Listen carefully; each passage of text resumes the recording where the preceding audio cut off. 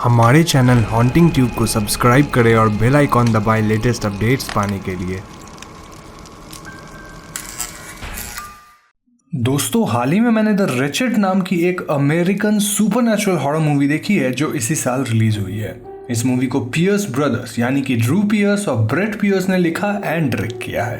The Richard को IMDb पे मिले हैं 5.8 स्टार्स आउट ऑफ 10, रॉटन टोमेटोज पे इट्स 75% फ्रेश और इस फिल्म की मेटाक्रिटिक स्कोर है 61 आउट ऑफ 100। तो आज के इस वीडियो में हम और आप मिलकर इस फिल्म की कहानी को ब्रीफली जानते हुए इस फिल्म से रिलेटेड कुछ थियरी जिसमें दिखाए गए मॉन्स्टर के बारे में डिस्कस करेंगे। So now with that said, let's roll the intro.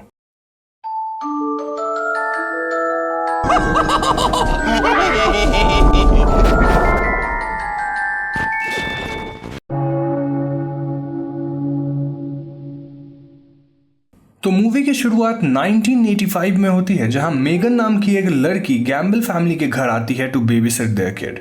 Megan को घर के बेसमेंट से कुछ आवाज आती है और जब वो वहां जाती है तो वो एक मॉन्स्टर को देखती है जो कि गैम्बल फैमिली के बच्ची को खा रही थी। मेगन स्टेयर्स की तरफ जाती है और देखती है कि वहां मिस्टर गैम्बल खड़े हैं, पर वो बेसमेंट के डोर को बंद कर देते हैं और मेगन को वो मॉन्स्टर खा जाती है। डोर के बाहर हम व्यूअर्स एक स्ट्रेंज सिंबल के कार्विंग को देखते हैं और कहानी अब प्रेजेंट डे में शिफ्ट होती है। प्रेजेंट ईयर में 5 डेज पहले बेन नाम का एक टीन अपने फादर लियाम के पास रहने आया है और बेन के पेरेंट्स का डिवोर्स चल रहा होता है। बेन लियाम के मरीना में काम करने लगता है, जहां वो मैलेरी नाम की एक लड़की से मिलता है और उनके बीच दोस्ती हो जाती है। बेन यहाँ लियाम को एक औरत के साथ देखता है जिसका नाम सेरा था और सेरा लियाम को डेट कर रही थी। मीनवाइल हम व्यूअर्स लियाम के नेबर एबी से मिलते हैं जो अपने बड़े बेटे डिलॉ के साथ फॉरेस्ट में होती है। डिलॉ को फॉरेस्ट में एक अजीब सा सिंबल मिलता है जो कि हमने गैम्बल फैमिली के घर पे देखा था और डिलॉन को फॉरेस्ट में एबी की आवाज सुनाई देती है जो एक ट्री से आ रही थी। ये आवाज डिलॉ को पहले तो प्यार से अंदर बुलाती है, लेकिन फिर गुस्से में। तभी असली एबी डिलॉ के पास आ जाती है और वो दोनों घर चले जाते हैं। यहाँ ट्री के नीचे हम व्यूअर्स एक क्रीचर के पॉइंटेड हैंड्स भी देखते हैं जो कि शायद वही मॉन्स्टर था, लेकिन एबी और डिलॉ के जाने के बाद वो ट्री भी गायब हो जाता है। एनीवेज एबी घर पे अपने हस्बैंड टाई और छोटे बेटे सैम के पास आती है और हम देखते हैं कि एबी के गाड़ी में एक डियर की डेड बॉडी होती है। असल में एबी की गाड़ी रास्ते में एक डियर से टकरा गई थी और क्योंकि it was a good meet तो वो उसे घर ले आती है। एबी डियर को काटती है, लेकिन सरप्राइजिंगली डियर के ऑर्गन्स उसके बॉडी से ऐसे निकलते हैं एज ए वो सड़े हुए हो। एबी उसे वहां छोड़ जाती है और रात को हम व्यूअर्स डियर के अंदर से उसी क्रीचर को बाहर निकलते देखते हैं। उसी रात बेन को घर के रूफ से कुछ आवाजें आती है और वो बाहर जाकर चेक करता है। उसे एबी के घर में एक होल दिखाई देता है जहां एक एनिमल था और यहाँ हम बेन के पीछे उस क्रीचर को भी देख पाते हैं। लेकिन तभी टाई घर के पोर्च की लाइट्स ऑन कर देता है और वो क्रीचर तब तक गायब हो चुका था। अगले दिन घर के बाहर एबी को भी वही होल मिलता है जो पिछली रात बेन ने देखा था और उस एरिया में जो फ्लावर्स ग्रो कर रहे थे वो मर गए थे। उसी रात जब एबी अपने छोटे बेटे सैम के क्रिब को चेक करने जाती है तो उसे क्रिब में कुछ लकड़ियां मिलती हैं, जिसके बाद वो मॉन्स्टर एबी को खींच के ले जाता है। दूसरी तरफ बेन लियाम और सारा के साथ डिनर का प्लान करता है, लेकिन वो लियाम के इस रिलेशनशिप से खुश नहीं था। शायद यही वजह थी कि बेन इम्पल्सिवली डिनर मिस करके मैलेरी के साथ एक पार्टी में चला जाता है। बेन पार्टी में बहुत शराब पी लेता है और कुछ लोकल किड्स के साथ उसकी खास नहीं बनती। खैर वो घर लेट आता है जहां वो एबी को एक बच्चे को पकड़कर फॉरेस्ट की तरफ जाते देखता है। बेन एबी को बुलाने की कोशिश करता है, पर वहां लियाम आ जाता है जो बेन को पूरे एरिया में ढूंढ रहा था। बेन का लियाम से आर्ग्यूमेंट होता है और बेन सारा को बुरा भला कह देता है जो सारा सुन लेती है। खैर अगले दिन मरीना में बेन डिलॉ से दोस्ती करता है और वो कहता है कि अगर उसके घर में कुछ अजीब हो तो वो बेन को बताए। मरीना में काम खत्म करने के बाद बेन सारा से माफी मांगता है और वो सारा से एक राइड भी मांगता है क्योंकि लियाम ऑफिस में लेट तक काम कर रहा था। रास्ते में बेन और सारा की बातचीत होती है जहां बेन सारा को एक सेकेंड चांस देने के लिए राजी हो जाता है। जब बेन घर वापस आता है तो वो डिलॉ को उसके रूम में पाता है जो एबी से छुपा हुआ था। डिलॉ का कहना था कि एबी स्ट्रेंज बिहेव कर रही है और वो बहुत डरा हुआ था। एबी बेन के घर आती है और डिलॉ के बारे में पूछती है, लेकिन बेन उसे अंदर आने नहीं देता। एबी अब बहुत अजीब बिहेव करती है और वो बेन को थ्रेटन भी करती है, लेकिन तभी टाई आ जाता है और टाई की आवाज़ सुनकर डिलॉ नीचे आता है। घर जाकर डिलॉ टाई को एबी के बारे में बताता है, पर टाई उसकी बातों को इग्नोर कर देता है। यहाँ हम व्यूअर्स कुछ सीन्स में एबी को स्ट्रेंज एक्ट करते हुए देखते हैं, जिससे हमें पता चल जाता है कि एबी को उस क्रीचर ने पजेस कर लिया है। खैर, अगले दिन बेन लेट उठता है और मरीना पे लेट पहुंचता है, लेकिन उसे वहां डिलॉन नहीं मिलता, जबकि उस दिन डिलॉन का बेन के साथ लेसन था। बेन डिलॉन के घर जाकर टाई से उसके बारे में पूछता है, पर टाई कहता है कि उसका कोई बेटा ही नहीं है। जी हाँ दोस्तों, ये सुनकर बेन शॉक हो जाता है और उसे टाई के पोर्च पे भी वही सिंबल मिलता है जो डिलॉन ने जंगल में देखा था। बेन उस सिंबल की पिक्चर लेता है और उसे इंटरनेट पे सर्च करता है। बेन को उस सिंबल से रिलेटेड कुछ मिथ्स मिलते हैं, जिसके हिसाब से ये एक विच से रिलेटेड था जो लोगों को पजेस करती है और उनके बच्चों को ले जाती है। बेन अब एबी और टाई के एक्टिविटीज पर उनके घर पे नजर रखने लगता है और एक दिन उनके ट्रैश कैन में सैम की पिक्चर्स और बच्चे के टॉयज मिलते हैं। बेन ये बात मैलरी से शेयर करता है और मैलरी एक टॉन्टिंग नोट टाई के घर पे छोड़ जाती है। सैम अपने रूम में और अपने घर के बाहर सॉल्ट यानी नमक के सर्कल्स बनाता है और मीनवाइल एबी टाई के ईयर्स में कुछ स्पेल बोलती है, जिसके बाद उसके ईयर्स ब्लीड होने लगते हैं। हम व्यूअर्स एक पजेस्ड एबी को देखते हैं जिसकी बॉडी और स्किन अब डिके होती जा रही थी। उस रात मरीना में मैलरी ऑफिस को बंद करके जा रही होती है और हम उस क्रीचर की आकृति को देखते हैं जो ऑफिस से मैलरी के फैमिली की एक फोटो ले जाती है। अगले दिन बेन टाई के घर के सेलर को चेक करने की सोचता है, जहां उसे एक श्राइन मिलती है और वहां कुछ फोटोज भी होते हैं। एक फोटो में उसे टाई के फैमिली की पिक्चर मिलती है जिसमें टाई का फेस स्क्रैच था और एक दूसरे पिक्चर में बेन को मैलरी और उसके सिस्टर लिली दिखते हैं जिसमें मैलरी का फेस स्क्रैच था। बेन रियलाइज करता है कि अब वो क्रीचर लिली को टारगेट करने वाली है और वो तुरंत मैलरी को कॉल करता है, लेकिन मैलरी को याद ही नहीं था कि उसकी कोई सिस्टर है और बेन लिली को ढूंढने निकल जाता है। बेन को पहले लिली कहीं नहीं मिलती और उसकी कुछ लोकल टीन से थोड़ी फाइट भी हो जाती है, पर बेन को फिर एबी और लिली फॉरेस्ट की तरफ जाते दिखते हैं और वो उनके पीछे भागता है। बेन उस ट्री के पास पहुंचता है जिसके अंदर वो क्रीचर लिली को लेकर जा रही थी और बेन लिली को बचाने की कोशिश करता है, लेकिन वो गिरकर अपना सर एक रॉक में स्मैश कर देता है जिससे वो बेहोश हो जाता है। अब यहाँ मैं आपको उस क्रीचर से रिलेटेड थोड़ी बातें बता देता हूँ ताकि आपको इस फिल्म की कहानी को समझने में आसानी हो। वो क्रीचर असल में लोगों की मेमोरी ले जाती है और उन्हें कंट्रोल भी कर सकती है, जैसा उसने टाई के साथ किया, और ऐसा करने के बाद वो उनके बच्चों पे फीड करती है। एनीवेज, लियाम के घर पुलिस आ चुकी थी क्योंकि बेन वाज मिसिंग, पर बेन के इराटिक बिहेवियर जैसे नेबर्स के घर को ब्रेक करना, घर से बार बार गायब होना, मरीना से गायब होना, लोकल किड्स के साथ लड़ाई करना इत्यादि, इन बिहेवियर्स की वजह से Ben himself was in trouble. Ben के ऊपर कोई चार्जेस प्रेस नहीं करता तो उसे कस्टडी में नहीं लिया जाता, और जब बेन घर आकर सारा से बात करता है तो वो देखता है कि वहां रखे फ्लावर्स डिके हो रहे हैं। बेन समझ जाता है कि ये सारा नहीं बल्कि वो क्रीचर है और वो उसके आर्म को स्लैश कर देता है इससे पहले कि सारा उस पर अटैक कर पाए। लियाम वहां आ जाता है और अब बेन को कस्टडी में लिया जाता है। सारा एक पुलिस के कान में वही स्पेल बोलती है जो टाई के ऊपर यूज हुआ था और वो सारा के कंट्रोल में आ जाता है। बेन को ये पुलिस ले जाता है और बेन उसके ईयर्स को ब्लीड होता देखता है। रास्ते में वो पुलिस कार को रोककर बेन को बीच पर डुबाने की कोशिश करता है, पर एक डॉग आकर उस पुलिस वाले को डिस्ट्रैक्ट कर देता है।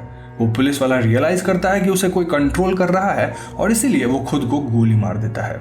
दूसरी तरफ लियाम, जो बेन की बातों को नहीं मानता था, वो डिसाइड करता है कि वो इन चीजों को चेक करेगा और इसीलिए वो टाई के घर जाता है जहां उसे एबी की बॉडी और टाई सीलिंग से बंधे मिलते हैं। लियाम को वहां एक श्राइन भी मिलता है, पर तभी सारा आकर लियाम को नाइफ से स्टैब कर देती है। इससे पहले कि सारा लियाम को मार सके, बेन वहां आ जाता है और वो सारा को शूट कर देता है।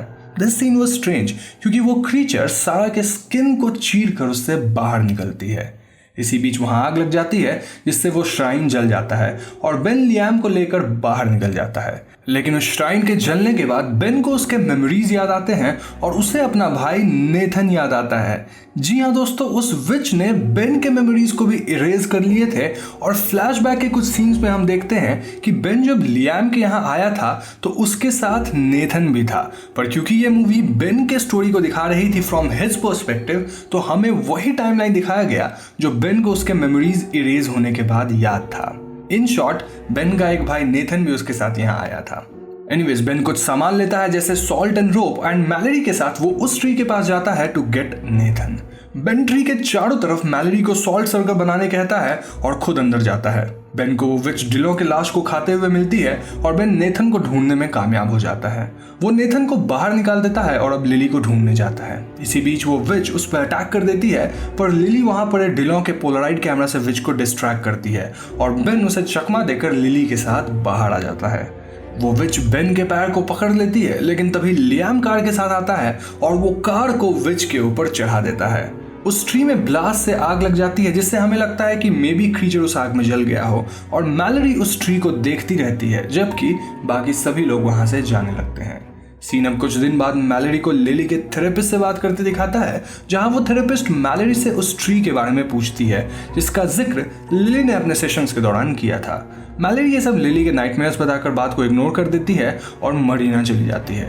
अब सीन बेन को दिखाता है, जो कि नेथन के साथ अपनी माँ के घर वापस जाने निकला है। बेन और मैलोरी मरीना पे एक किस शेयर करते हैं और मैलोरी उसे एक फ्लावर देती है। बेन जब कार में इस फ्लावर को स्मेल करता है तो वो रियलाइज करता है कि ये फेक है, विच वाज स्ट्रेंज। वहीं दूसरी तरफ हम मैलोरी को एक बोट पे कुछ बच्चों के साथ देखते हैं जो कि इविल वे में स्माइल करती है। मूवी यहीं पर खत्म हो जाती है। तो दोस्तों, ये थी द रिचर्ड मूवी की कहानी, और अब हम इस मूवी से रिलेटेड कुछ थियरीज और क्वेश्चंस की बातें करेंगे। तो सबसे पहला सवाल ये कि इस फिल्म में दिखाया गया मॉन्स्टर क्या है। तो इसका आंसर है कि इट्स अ स्लिप स्किन हैग, जिसे बू हैग के नाम से भी जाना जाता है। ये एक मिथिकल क्रीचर है जो गुला कल्चर के फोकलोर में पाई जाती है। लेजेंड के हिसाब से ये क्रीचर वैम्पायर्स की तरह होते हैं, बट अनलाइक वैम्पायर्स ये सिर्फ खून नहीं पीते बल्कि लोगों के ऊपर फीड करते हैं। इन क्रीचर्स के पास स्किन नहीं होता और इसीलिए इनकी स्किन रेड या रॉ दिखती है। अब क्योंकि उनके पास स्किन नहीं होता तो वो अपने विक्टिम्स के स्किन को यूज करके उसे पहनते हैं। अब इसी मिथिकल क्रीचर का इस्तेमाल द रिचर्ड मूवी में किया गया है। एक सीन में जब बेन उस पेगन सिंबल को रिसर्च करता है तो उसे इस क्रीचर से रिलेटेड कुछ इन्फॉर्मेशन मिलती है। उसे पता चलता है कि ये क्रीचर एक डार्क मदर है जो कि रूट, रॉक और ट्री से बनी हुई है। ये क्रीचर अपने पावर्स यूज करके पहले एक फैमिली के प्राइमरी केयर गिवर को मारकर उसका स्किन यूज करती है और फिर उसके बच्चों को खाती है, जैसा कि उसने एबी के साथ किया। और तो और वो अपने विक्टिम के एक्शंस को और उनके मेमोरीज को भी कंट्रोल कर सकती है, जैसा कि टाई के साथ हुआ। These statements also prove कि ये क्रीचर सिर्फ फीमेल के स्किन को ही यूज करती है, as they are the primary caregiver of a family। Movie में हम देखते हैं कि एक पॉइंट पे एबी की स्किन डीके हो जाती है, और वो इसीलिए क्योंकि it was a dead skin of flash. अगर हम उस सिंबल के बारे में बात करेंगे तो वो एक पेगन सिंबल है जो कि अर्थ को सिंबलाइज करता है, और मूवी में ये भी बताया गया है कि वो क्रीचर अर्थ से बनी है।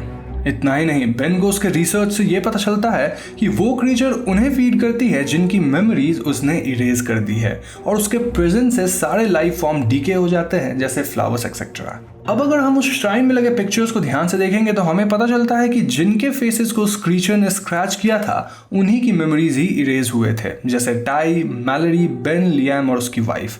इस बात का कनेक्शन किसी रिचुअल से है जो कि मूवी में दिखाया नहीं गया है, और इन्हीं पिक्चर्स के जलने के बाद ही बेन को नेथन के बारे में याद आता है। फिल्म में इस क्रीचर के पावर से रिलेटेड कुछ इनकंसिस्टेंसीज और लूप होल्स हैं। जैसे पहले तो एबी के स्किन को पहनने में उस क्रीचर को इतना टाइम लगा, लेकिन जब वो सैरा को पजेस करती है तो सब काफी जल्दी हो जाता है। इतना ही नहीं, जब सैम और डिलो के मेमोरीज वो टाई के माइंड से इरेज करती है तो बेन को फिर भी डिलो के बारे में याद था, तो फिर नेथन के बारे में किसी को कैसे याद नहीं था। इसके अलावा जब वो क्रीचर इजीली टाई और उस पुलिस ऑफिसर के एक्शंस को कंट्रोल कर सकती थी तो उसने बेन को रोकने के लिए ऐसा कुछ क्यों नहीं किया, ये सब मूवी में बताया नहीं गया है।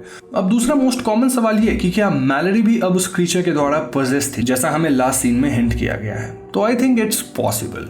मूवी में हैक को मरा हुआ दिखाया नहीं गया है, तो इट्स पॉसिबल कि उसने मैलोरी के बॉडी को पजेस कर लिया है। पर पर्सनली आई थिंक मैलोरी खुद एक विच या सुपरनैचुरल क्रीचर है जो कि उस स्लिप स्किन हैक से डिफरेंट है। मूवी के कई सीन्स में हमने उस ट्री को अलग अलग जगहों पर देखा था, तो इट्स क्वाइट पॉसिबल कि वहां एक से ज्यादा ट्री होने का मतलब है एक से ज्यादा क्रीचर्स। इसके अलावा कुछ और सीन्स भी हैं जो इस बात को प्रूव करते हैं कि शायद मैलोरी भी एक अलग विच है, जैसे वो नोट जो वो एबी के घर छोड़ जाती है जिसमें एक विच का कार्टून बना हुआ था। मैलोरी एंड में उस ट्री को जलने के बाद उस ट्री को सैडली देखती है और वो लिली के थेरेपिस्ट को ये कहती है कि वो ट्री लिली के नाइटमेयर्स से है। आई मीन अगर कोई कनेक्शन नहीं होता तो वो सीन फिल्म में इंक्लूडेड ही नहीं होता। पर्सनली मेरी थियरी ये है कि मैलोरी जो कुछ भी है वो किसी तरह वाटर से रिलेटेड है। वो मरीना में काम करती है और एंड सीन में भी वो बोट पे ही उन बच्चों के साथ थी, तो इट्स पॉसिबल कि वो एक और क्रीचर है जिसके बारे में हमें शायद इस मूवी के सीक्वल में पता चलेगा। On the flip side it's also possible कि मैलोरी इसी मूवी में दिखाए गए क्रीचर द्वारा पजेस्ड है, या फिर मैलोरी एकदम ही नॉर्मल है। नाउ इस मूवी में एक मेजर थीम है बेन की कहानी। यानी कि स्टार्टिंग में बेन बहुत सेल्फिश था, जहां वो सिर्फ अपने बारे में सोचता था। बेन डिनर मिस करता है, लियाम और सारा को बुरा भला कहता है एक्सेट्रा, पर एंड में वो खुद की जान खतरे में डालकर लिली और नेथन को बचाता है। और जैसा कि मैंने पहले ही बताया था कि ये मूवी बेन के पर्सपेक्टिव से बनी है, तो मूवी में हम नेथन को कभी नहीं देखते, क्योंकि जब बू हैक बेन के मेमोरीज को इरेज कर देती है तो बेन के सारे मेमोरीज जो नेथन से रिलेटेड हैं वो गायब हो जाते हैं। अब बेन की मेमोरीज कब इरेज हुए वो तो बताया नहीं गया है, लेकिन वो लियाम के घर पर आने के बाद ही हुआ था। ऐसा होने पर बेन के जो पिछले मेमोरीज थे which were related to Nathan like the bus ride, वो भी बेन के माइंड से चली जाती है। इट्स एज बेन के माइंड से नेथन का एग्जिस्टेंस ही खत्म हो गया था, लेकिन उस पिक्चर के चलने के बाद बेन के सारी मेमोरीज वापस आ जाते हैं। मूवी में हम अलग अलग सीन्स में नोटिस करते हैं कि डाइनिंग टेबल पे 4 प्लेट सजे हुए थे, जो एक सटल रिमाइंडर है कि उस घर में और कोई भी था, पर क्योंकि बेन की मेमोरीज इरेज कर दी गई थी तो हम नेथन को कभी देख ही नहीं पाते। तो दोस्तों ये थी मेरी कुछ थियरीज और observation on the movie the wretched, और मुझे पूरी उम्मीद है कि आपको ये चीज़ें पसंद आई होगी। ये एक डिसेंट मूवी है, पर कुछ प्लॉट होल्स वगैरह हैं जो आई होप इसकी सीक्वल में कवर किए जाएंगे, जिससे ये फिल्म और भी डेवलप हो जाएगी। अगर वीडियो पसंद आई हो तो इसे लाइक और शेयर जरूर करें, और अगर आप ऐसे ही वीडियोस देखना चाहते हैं तो हमारे चैनल हॉन्टिंग ट्यूब को सब्सक्राइब करके बेल आइकॉन को जरूर दबा दीजिएगा, क्योंकि हम अपने चैनल पे ऐसे वीडियोस लाते रहते हैं। पीस।